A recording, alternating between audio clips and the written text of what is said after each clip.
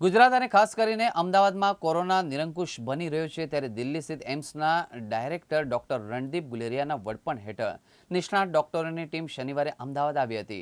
Doctor ગુલેરિયાએ આગામી 4-6 મહિના પહેલાની જેમ જનજીવન ધબકતું થશે એ ભૂલી જાઓ તેમ કહ્યું હતું। આ સાથે જ વાયરસનો સફાયો થઈ જશે તો પણ આપણે નવી લાઇફસ્ટાઇલ અપનાવવાની પડશે। ગ્લોવ્સ માસ્કની આદત પાડવી પડશે, સેનેટાઇઝરનો ઉપયોગ કરવો પડશે, હાથ મિલાવવાનું બંધ કરવું પડશે અને સોશિયલ ડિસ્ટન્સનું પાલન કરવું પડશે। ભીડવાળી જગ્યાએ જવાનું ટાળવું પડશે। અગાઉ જેવી જીવનશૈલી થતા વાર લાગશે। We have been spending the whole day talking to people.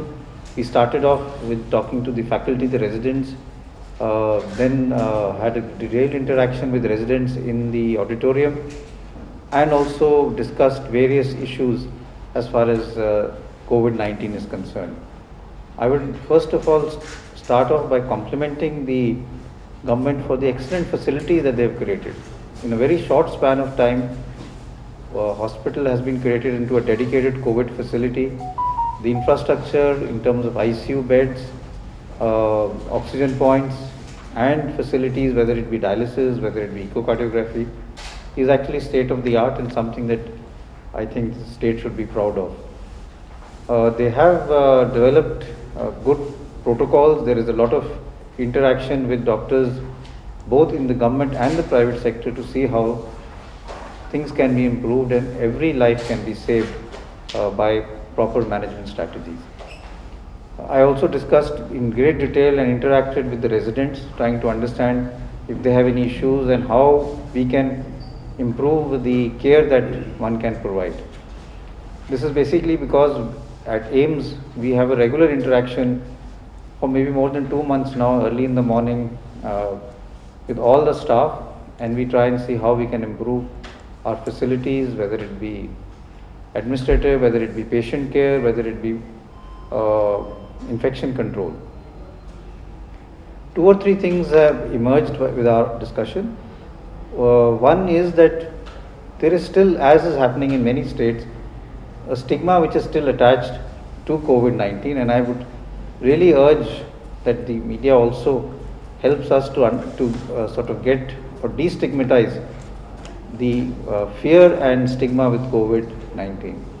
What is happening is many patients, because of the fear that they will get positive and it will create a bad name or they will get all quarantined, वो सब patient जो हैं वो hospital आने से डरते हैं या अपना टेस्ट कराने से डरते हैं। तो उससे ये हो जाता है कि जब वो पॉजिटिव हैं और वो देर से आते हैं तो उससे मोर्टेलिटी बढ़ जाती है। ये समझना बहुत ज़रूरी है कि कई दफ़ा जो पेशेंट्स को माइल्ड प्रॉब्लम है, माइल्ड सिम्टम्स हैं, लेकिन उनकी ऑक्सीजन कम हो सकती है, और एक टर्मिनोलॉजी वेस्ट में यूज़ की है जिसका नाम है हैप्पी हाइपोक्सिया। तो उनको पता नहीं कि उनकी ऑक्सीजन कम हो रही है, वो उनको कोई सिम्टम नहीं है, लेकिन ब्लड में ऑक्सीजन कम हो रहा है, और अगर उनको ऑक्सीजन मिल जाएगी तो उनकी जो है लाइफ सेव हो सकती है। लेकिन वो हॉस्पिटल नहीं आ रहे हैं, ऑक्सीजन बहुत क्रिटिकली लो हो रही है, जिससे हार्ट पे असर पड़ रहा है और ऑर्गन्स पे असर पड़ रहा है, और इससे डेथ के चांसेस बढ़ जाते हैं।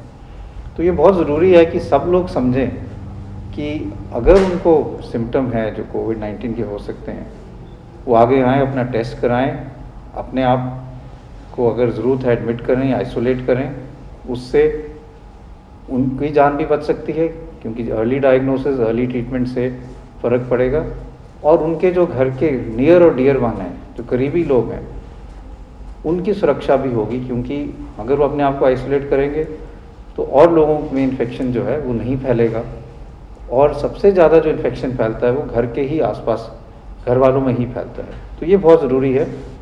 दूसरा एक और इम्पॉर्टेंट इशू जो डिस्कशन से आया है और जो हमने और जगह भी देखा है, वो यही है कि जिन लोगों की उम्र ज़्यादा है या जिनको कोमॉर्बिडिटीज़ हैं, हाइपरटेंशन है, डायबिटीज़ है, हार्ट की प्रॉब्लम है, या जिनकी इम्यूनिटी कम है, उनमें ज़्यादा सीवियर इन्फेक्शन होने के चांसेस हैं। तो ये बात भी बहुत ज़रूरी है कि इन लोगों को प्रोटेक्ट करके रखना है।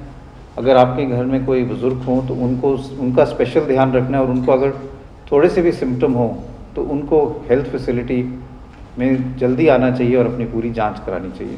क्योंकि उससे भी डेथ्स जो हैं वो ज़्यादा बढ़ सकती हैं। यहाँ पर हमने डॉक्टर्स के साथ प्रोटोकॉल्स भी डिस्कस किए, treatment protocols, and treatment protocol जो यहाँ फॉलो कर रहे हैं वो बेसिक इंटरनेशनल प्रोटोकॉल्स हैं। एम्स का प्रोटोकॉल भी बिल्कुल ऐसा ही है, और जो आईसीयू केयर है वो हमारे जैसे एम्स में इंटरनेशनल गाइडलाइंस है उसी के हिसाब से है। और कई ट्रायल्स में भी यहाँ के डॉक्टर्स लगे हुए हैं, चाहे वो WHO की सॉलिडारिटी ट्रायल हो या प्लाज्मा थेरेपी हो। तो इन ट्रायल्स से नई दवाइयाँ ट्राई की जाएंगी पेशेंट्स में, और उम्मीद यह है कि उससे भी मोर्टेलिटी कम हो। Interaction between all health care workers, चाहे वो नर्सिंग स्टाफ हो, चाहे रेजिडेंट्स हों, फैकल्टी हों, सबको एक टीम एफर्ट करके इस पैंडेमिक से लड़ना है, क्योंकि ये एक कंबाइंड एफर्ट है जो सबको साथ मिलके ही लड़ पाएंगे। और इसमें कम्युनिटी पार्टिसिपेशन बहुत ज़्यादा ज़रूरी है, क्योंकि अगर लोग अपने आप को प्रोटेक्ट करेंगे, अगर लोग अपने आप को आगे आएंगे जब उनको सिम्टम्स हैं, तो मोर्टेलिटी भी कम होगी, हम लोगों को बचा भी पाएंगे, और स्प्रेड जो है वो भी रोक पाएंगे, क्योंकि चेन ऑफ ट्रांसमिशन कम्युनिटी के थ्रू ही होता है। तो ये जो डिज़ीज़ है, इसकी जो अगर हमने इसको जीतना है, तो it has to be at a community level rather than at a hospital level. यहाँ पे जो फैसिलिटीज़ हैं, whether it be protocol, infection control या assessment non covid covid areas में, उसका हमने बारीकी से इसकी डिस्कशन की है, and I must say that they are actually very good. I would like to actually compliment the team here, जो सारे डॉक्टर्स यहाँ काम कर रहे हैं, बहुत मेहनत की है उन्होंने और बड़े अच्छे प्रोटोकॉल्स बनाए हैं, पूरा अपनी कमिटमेंट के साथ काम कर रहे हैं। और ये भी हमें समझना चाहिए कि हेल्थ केयर वर्कर्स में इन्फेक्शन के रेट्स ज़्यादा हैं, उनको मोटिवेशन की ज़रूरत है, क्योंकि वो अपने और अपने फैमिली मेम्बर्स की लाइफ को रिस्क में डाल के इस लड़ाई में सबसे आगे हैं। I would just like to compliment all the health care workers because they are doing an excellent job and we are interacting with them. I am hopeful that I will continue to interact and see as जैसे ये pandemic evolve करेगा, नई दवाइयाँ आएंगी, तो हम यहाँ वाली टीम के साथ और एम्स की टीम इकट्ठे डिस्कस करें और नई जो चीज़ें आती हैं उसको हम जल्दी से जल्दी इम्प्लीमेंट कर पाएँ। तो मेरा ये मानना है कि there is lot of good work being done here and we will work together to see how we can improve it, because सबसे जो इम्पोर्टेंट चीज़ है वो यही है कि हम मोर्टेलिटी कम करें, पेशेंट्स जल्दी आएँ और उनकी ट्रीटमेंट जो है वो जल्दी शुरू हो, जिससे ओवरऑल जो है सर्वाइवल बेनिफिट हो। At some point in time, there will be a large number of people who will have an asymptomatic infection and will become all right, and then there will be a lesser chance of the infection causing a major problem in terms of admissions or in terms of mortality. We haven't reached that stage right now. So currently we are trying to work to see that we can decrease the number of cases, decrease the mortality, and that is why containment, lockdown are these current strategies that we're looking at. But this lockdown cannot be an indefinite strategy.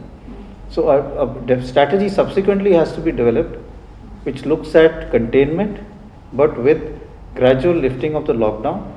And like I said, the most important thing then is participation of the community, people realizing their own responsibility. If everyone realizes his responsibility in terms of physical distancing, in terms of wearing a mask, in terms of hand washing, then the infection will not spread. We will not even need a lockdown then. Because then you have created a virtual lockdown without having a lockdown. So that is what we need to do. And many countries have that done. The success story of Sweden is basically because of citizen participation. So we have to really work on getting our citizens and countrymen to do that. It's a challenge.